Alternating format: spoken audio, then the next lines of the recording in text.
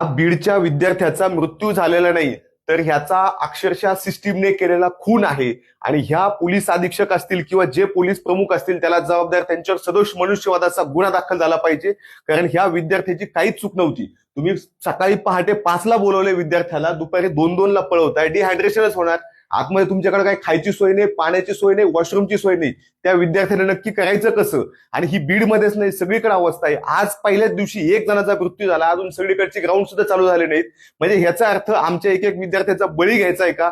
हा साधा प्रश्न आहे. तुम्हाला पैसे कमवायचे किंवा गोंधळ घालायचा दुसरीकडे घाला, पण ह्या विद्यार्थ्यांची कमीत कमी सकाळी 10च्या आधी 1600 मीटर 800 मीटर जे मोठे इव्हेंट आहेत त्याला खूप जास्त ताकद लागते, ते तरी संपून घ्या. गोळाबिळा ठीक आहे, दुपारी 2ला फेकला काय 3ला फेकला काय मोठा फरक पडत नाही, परंतु 1600 मीटरला खरंच ताकद लागती. दुपारी 2च्या उन्हात कमीत कमी चालून बघा. मुख्यमंत्री साहेब किंवा इतर पोलीस प्रमुखांना सुद्धा विनंती आहे, चालल्यानंतर तुमचे काय हाल होतील हे तुम्हाला कळणार. तुम्ही आमच्या पोरांना पहाटे 5ला बोलवताय आणि दुपारच्या उन्हामध्ये पळवताय. त्यांना खायला नाही प्यायला नाही, त्याच्यामुळे त्यांचं असं होतं.